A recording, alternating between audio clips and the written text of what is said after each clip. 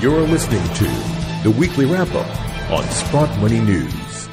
Well, hello once again from Sprott Money News and SprottMoney.com. It's Friday, January the 25th. It's time for your Weekly Wrap-Up. I'm your host, Craig Hemke, and joining us as usual this morning is Eric Sprott. Eric, happy Friday. Hey, all the best to you too, Craig. Looks like we might end up with a decent week here, having sort of stumbled around, but it's been good in stocks and it's kind of okay in the precious metals, so not a bad week. Yeah, we just get the week to end before they come and smash us again. I think we'll consider it a smashing success, Eric. And for everybody that's watching prices, wondering when the right time is to add physical, it's always the right time to add physical. Let's just put it that way.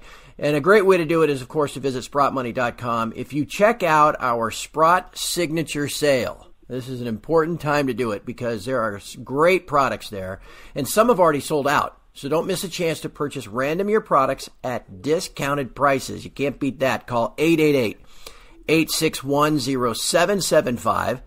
Or, of course, you can visit the deals page on SprottMoney.com for more details. Eric, like you said, surprisingly enough, we're actually up so far on a Friday, which gives us slight gains for the week, which is just fine with me as we move to wrap up the month next week. And, we've had some interesting things happen. We had the Golden Cross here with the 50-day going through the 200-day. It looks like if it would hold here, we'd get a new closing high, a recovery high here. The previous high was 1286. We're at 1288 as we speak. I think things look okay. One comment I should make is about the palladium market. We have this backwardation going on here where the spot price is way beyond the 1 year out price, showing that there's a shortage. And interestingly, the palladium ETFs have seen a drawdown because people are using the ETFs to find their palladium. Yep. Now that can only last so long, until the ETF's got nothing in it, and then you have a real shortage on your hands. So I think there's lots of encouragement. I saw a great article by Steve St. Angelo saying that it looked like silver production would be down in 2018 when we finally get the final numbers here. So on the precious metals side, I would say most of the info is good.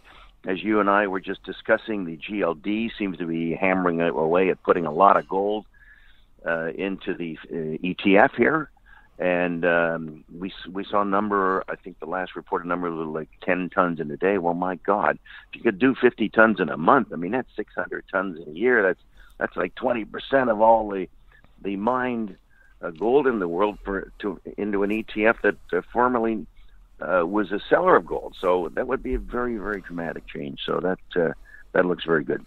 Speaking of physical questions and physical statistics, we know there are all these dollar creditor nations, countries like China, Russia, et cetera, that have massive dollar reserves that are converting their dollars into tangible assets like gold, which is, if they're doing it, why wouldn't the regular person do it as well? And we have the latest numbers on Russia. Everybody knows they are adding gold to their reserves every month.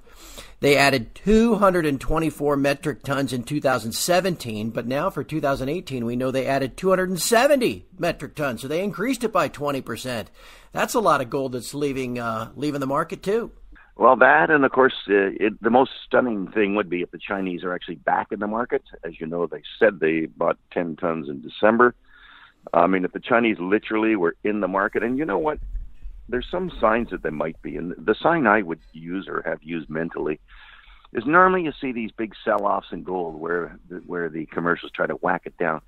And I found recently when it gets marked down sharply, it tends to rebound. In other words, there's a real buyer there, All of a sudden they get it down to a price where a guy says, fine, I'll take some of those tons off your hands. Well, of course, they don't have any tons. And then the whole ruse ends, and then back up she goes, just like we've seen this week where we've had a couple of brutal downticks. But you know what? Seems to rally back again, which to me is a sign that there's real physical buyers standing in there. And, of course, when a paper seller is confronted by a physical buyer, we know who's going to win that one. That's right, and that's the side we want to win. It seems, that's for sure. Absolutely. All right, my friend, we've got some interesting stuff going on in the U.S. Just here this morning, we expected, or at least normally would see, a durable goods report for December. With the ongoing government shutdown, there was no durable goods report. There are no federal employees to crank one out. This is an ongoing problem. I think we're starting to see maybe some impacts on U.S. economic growth, at least the actual employees that don't have paychecks, but also just the perceptions of everybody else, and as they look forward. The Fed has said they're data-driven, Eric. There's not much data there, but boy, you sure would think this might start to impact things as soon as March. Well, of course it will, and between the employees, and for example, someone suggested, I'm trying to think of who it was, I think it was a politician, it might have been Wilbur Ross, that the bank should lend these people money. Yeah. Which they should, by the way. In fact, they should almost give them the money, considering the rip-off machine they had there. So there should be a solution to this thing. There's no doubt that the sentiment is in favor of getting it resolved, but it's quite negative. I was reading an article this week where there was something like $139 billion of unexplained government expenditures last year. I mean, well, maybe that'll be down this year, okay, because you can't spend it if you're not operating.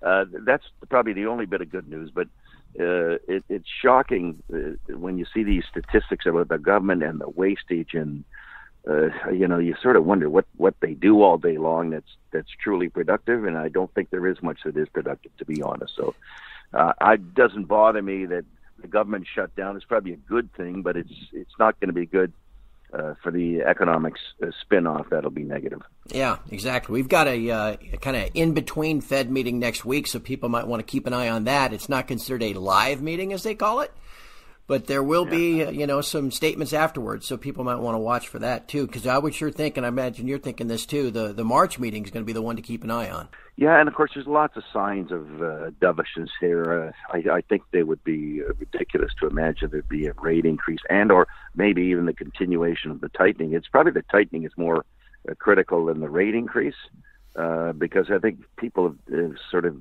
realized there's a relationship between stock prices and the Fed taking money out of the system. So I think that's probably likely to be more on the table. And I think if they announce that it's off the table, it'll give gold and all the precious metals quite a shot in the air. Yeah. Eric, in our remaining time this morning, let's talk a little bit about the shares.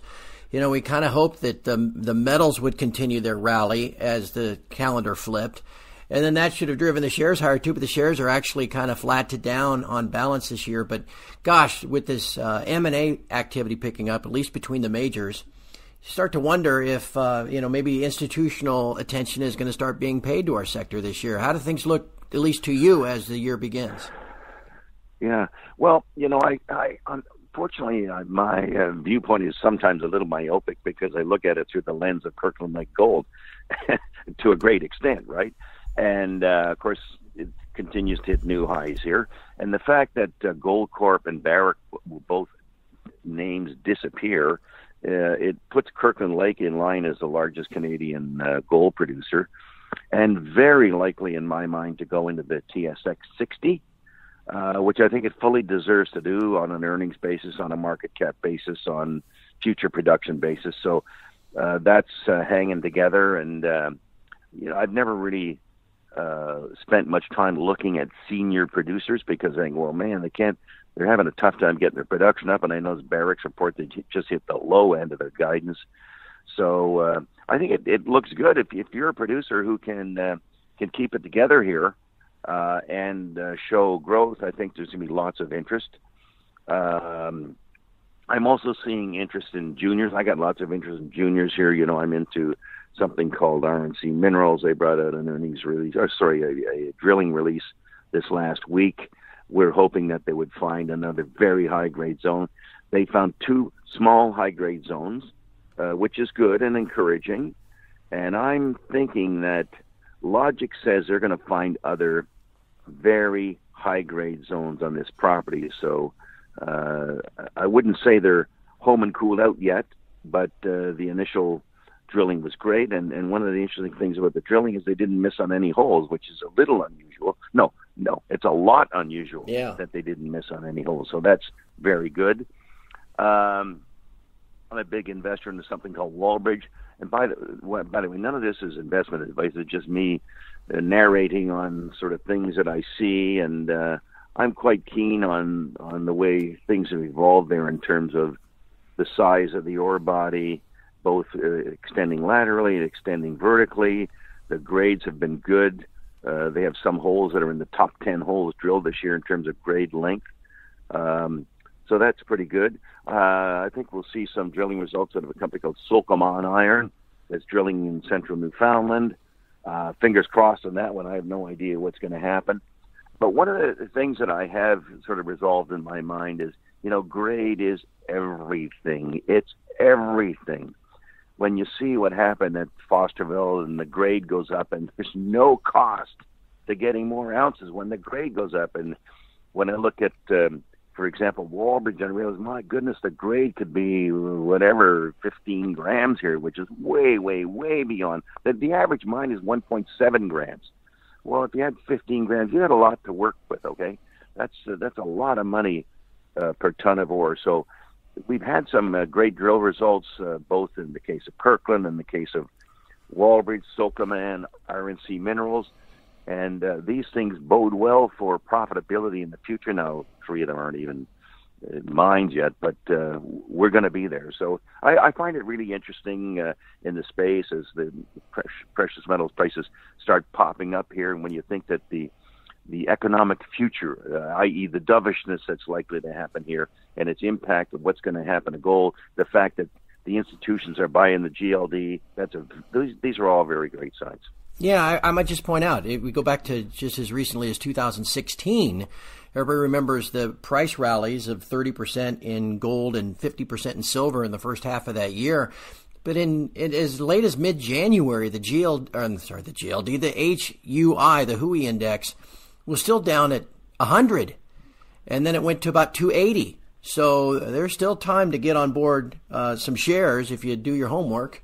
And find the right ones. I mean, this could still be a pretty valuable year for everybody. Yeah, no, I think looks pretty exciting. Actually, I look forward to every day here.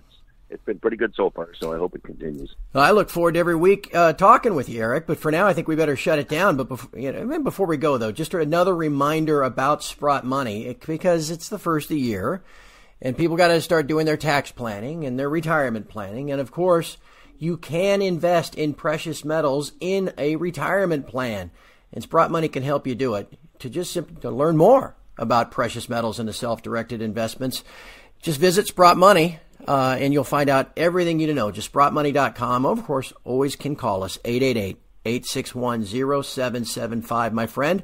Always insightful to visit with you, and I very much look forward to catching up with you again next Friday. Hey, Craig, let's hope for another good one. Let's hope so. And from all of us here at Sprott Money News and SprottMoney.com, thank you for listening and have a great weekend.